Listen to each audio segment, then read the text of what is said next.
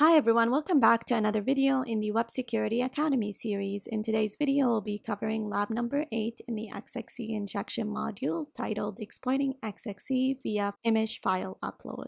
If you do not have an account on the Web Security Academy, you can get one by visiting the URL portswigger.net/websecurity and clicking on the sign up button. I already have an account and I am logged in, so to access the exercise, I'm going to click on Academy, select all labs,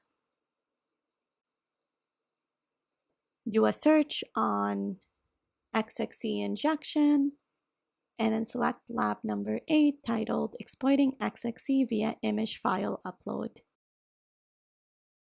Alright, let's get started. This lab lets users attach avatars to comments and uses the Apache Batik library to process avatar image files. To solve the lab, upload an image that displays the content of the /etc hostname file after processing. Then use the Submit Solution button to submit the value of the server hostname. Alright, so the target goal over here is to exploit an XXE injection in the upload avatar to comments functionality and then display the content of the hostname file. Alright, let's access the lab. Now notice over here, this is the built-in browser in Burp, and so all my requests are already being passed in my Burp proxy. I am using the professional version, however, I won't be using any features in the professional version for this exercise, and so if you only have the community edition, you could use community edition to complete the exercise. Now, before I look at the application, I'm just going to copy this and then do a search on this specific technology. Now you could see over here, Batik is a pure Java library that can be used to render, generate, and manipulate SVG graphics. Alright, so this is already a good sign because it tells me that it supports SVG file type, which uses XML. So we could submit a malicious XML document in the SVG graphic, and then hopefully the application will be able to process it. So let's close this, go back to our application, go down, click on View Post, and then under View Post, you could see you could add a comment, and as part of adding a comment, you upload your avatar, which we just saw accepts SVG files. So let's say test over here, test, and then we need to upload an SVG file just to confirm that it does accept that. So let's go to terminal, new terminal over here, and just create an empty file. So touch test.svg, and then upload it from over here. So let's go to other locations, computer, mount, lab number 8, and here's my file right over here. And then let's say over here for the email, test.ca, and website, http test.ca, and click on post comment. And it accepted my request, which means that it does support SVG files. So if we go down over here, you should see this is our comment, and our avatar was empty, so it's not really displayed over here. But if we go back to Burp over here and look at the request that was performed, let's send this to repeater and view it over here. You could see it's supposed to request to the /post/comment endpoint, and then it takes in a bunch of parameters. So you've got the name parameter, the email parameter, the website parameter, and also the image parameter over here, which is empty again because I provided it with an empty image. Now, because it did give me a 200 OK message or a 302 that confirmed my post ID, I know for sure that it does accept SVG images. And so what I'm going to do is I'm just going to put a malicious DTD in my image and see if the application is going to process that. So to do that, we're going to say XML version is equal to 1.0, and we'll say standalone is equal to yes. And then we just define our DTD just like we did in previous labs. So doc type We'll call this task. It could be anything. And then we'll define our external entity. So entity XXE system. And in this entity, I want to output the content of the hostname file. So we'll say file, Etsy hostname. And that's essentially it. So we've got our malicious XXE document. Now what we're going to do is we're going to insert it in an SVG file. So we'll say SVG. Let's say the width is 128. The height is 128. And then we're going to say XMLNS is equal to the path to SVG. So HTTP www.w3.org 2000 SVG XMLNS xlink.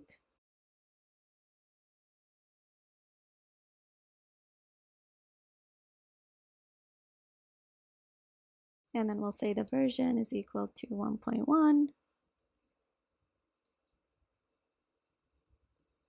And this is just the way you would define the image. So let's say font size is equal to 16. X is equal to 0. And Y is equal to 16.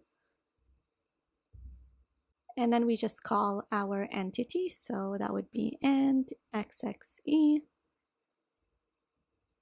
And we end our text element and our SVG element. So hopefully there's no errors over here. So let's copy that. What this essentially does is it saves our malicious DTD in an SVG image. So let's go down to this over here and put it in here. Okay, let's hit send. If we don't get an error, we get it's a good sign. All right, so we get a 302. Let's follow redirection over here. So far, so good. Let's go back to the application, hit enter to see if our comment was added, and it was. And you could see over here, this contains some information, which is hopefully the content of the hostname file. So let's say open image in new tab. And you could see over here, it displays the content of the hostname file. So we successfully exploited the vulnerability. Let's put the string right over here because we do need to submit it. So 66152 C1A55. Let's copy that. And go to submit solution and submit it over here. Click OK. And here we go. It says, congratulations, you solved the lab. All right, so we successfully completed the exercise by exploiting the vulnerability manually. Now let's script it in Python. First, let's save this and go to our Python script. As usual, first we're going to import all the libraries that we need. So the request library, the sys library, the URL lib3 library, and then we're going to say from BS4, import beautiful soup. And then we're going to import a few extra libraries that will allow us to perform the request. So we've got random and string, and then from requests, toolbelt, import multi-part encoder, which will be used for the file upload functionality. All right, the next thing we're going to do is disable insecure request warnings. So URL lib3.disable warnings, URL lib3.exceptions.insecure request warning. And then we're going to set our proxy settings so that all of our requests get sent to burp. So proxies is equal to HTTP HTTP 127.0.0.1 port 8080. So send all of the HTTP traffic to localhost port 8080. That's where burp is running. And then send all HTTPS traffic to the same place. So HTTP 127.0.0.1 port 8080. All right, the next thing to do is call and define our main method. So if name is equal to main, then call the main method. And we'll define our main method over here. So def main, if the length of the command line argument, so argv, is not equal to 2, which means the user ran it incorrectly, then we need to print the usage instructions and the example instructions. So we'll print the usage instructions first, which is just the name of the program and then the URL. So the name of the program we take from the command line argument. And then we also print the example instructions just so that it's absolutely clear how to run the program. Again, that would be the name of the program and then a sample URL. So let's say www.example.com. And the name of the program we take from the command line argument. Okay, this looks good. Now, because the user did run it incorrectly, we're going to exit the program. Now, let's assume the user did run it correctly. The first thing we're going to do is initiate our sessions object. So request.session, and then create a URL variable, which we take from the command line. So argv1, and then we're going to call a function called exploit XXE that will perform our exploit for us, and it takes in two parameters, the session object and the URL. This is a custom function that we need to define, so we'll define it right over here, def exploit XXE, which takes in the session object and the URL. All right, so far so good. Let's save this and go back to the request to see how the request is structured. So this exploit over here essentially performs this request. You could see it's a post request to the /post/comment endpoint, and it takes in a few parameters. So the first parameter it takes in is the CSRF parameter. This is a random token that is provided by the application to prevent CSRF attacks. And to get this token, we need to perform another request. So we need to go to this request over here. So if we copy this and go back to proxy and do a search on this string, now you won't be able to do a search if you have the community edition, but this is just to show you that the value is taken from the previous request over here. And it's taken from an input element that has the name CSRF, and the value is available in the value attribute. So we need to write a function that extracts this token, and then we could use it in our XXE injection.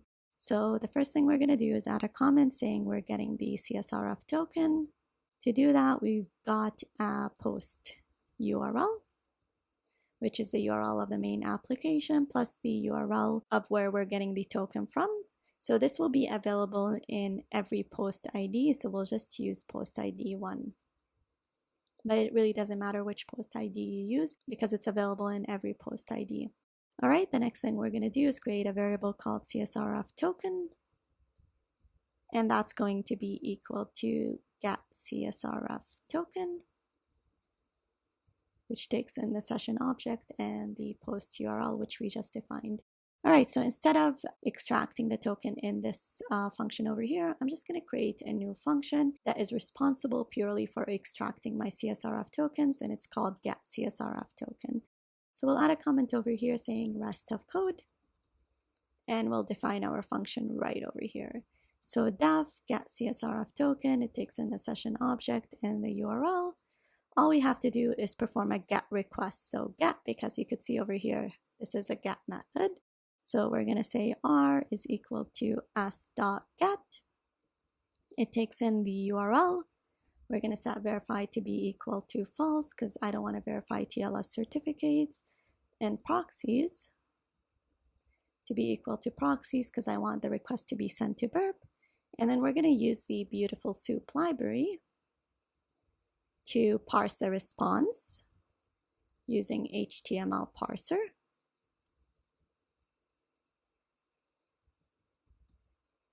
And so we're going to say soup.find. We're going to look for the input element that has the name CSRF and extract the content of the value attribute. So we're going to say look for the input element that has the name CSRF, and I want the content of the value attribute. And then I'm just going to return the value. All right, so this essentially extracts the CSRF token and then it saves it in the CSRF token variable. Now let's print.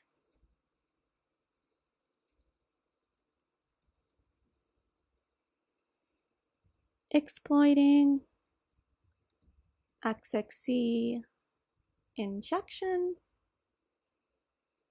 and perform our exploit.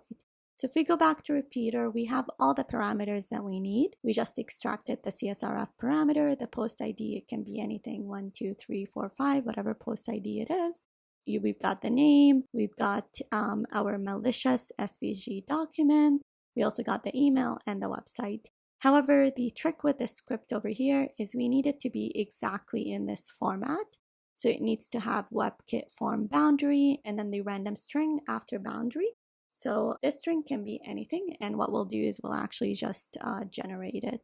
So we'll say comment URL, so the URL to the vulnerable function is equal to URL plus this over here. Let's copy that and paste it in here. And then we've got params, which is essentially just the parameters of the request. The first one is, as we saw, CSRF. So it's this one over here. This is equal to CSRF token variable, which we just extracted. The next one is the post ID. Now we've got post ID 5, but it really could be any post ID, so we'll just use 1 because we extracted the CSRF token for post ID 1. And then the next variable is the comment. So we'll say comment, and that was just equal to test. Next variable is name. And again, we just said that's equal to test. And then the next variable is our SVG image. That's called avatar. So let's add avatar over here. And then for the value over here, we're going to say it's the file test.svg. And then we're going to say the content of the file is this entire thing over here. So let's copy that. And then we're going to say the type of the file is image SVG plus XML because we've got XML in our file. All right, this looks good. The next variable is email. So we said that's test.ca, and then we have one more variable, and that's called website. So we'll add that right over here. And we said that was HTTP test www.test.ca. All right, this looks good. So what this will do is essentially create parameters for the request. Now we want the parameters to be exactly in this format. So they have this string over here right before the parameter, and then a random string of 16 characters. And so to do that, we're gonna define a variable called boundary. And that's going to be equal to this string over here. Let's copy it. And then we're going to say dot join random dot sample string dot ASCII letters plus string dot digits, and we're taking in 16 digits. So essentially use this string right over here and then add 16 characters of letters or digits to it. And then we're going to say m is equal to multi-part encoder fields is equal to params, so our parameter is right over here, and then boundary is equal to boundary. So instead of displaying it as regular parameters, it will display it in this format over here, and we'll see that when we run the script. All right, so far so good. The next thing we need to do is just set our headers. So we need to make sure that the content type is not the default content type, it's the content type of our XML document. So it's the content type right over here, which is multi-part form data. So we'll just say m.content type, because the script might not work if you don't actually define it. All right, so the last thing to do is just perform the request. So r is equal to s.post, because it is a post method, takes in the comment URL. The variables it takes in is m, which is passed through the multi-part encoder. And then we're going to set headers to be equal to headers, verify to be set to false, and then proxies to be equal to proxies, because we want our request to be sent to burp. All right, hopefully there's no errors. This looks good to me. So before we run it, it's likely that our application timed out. So let's just close it and open a new instance of the application.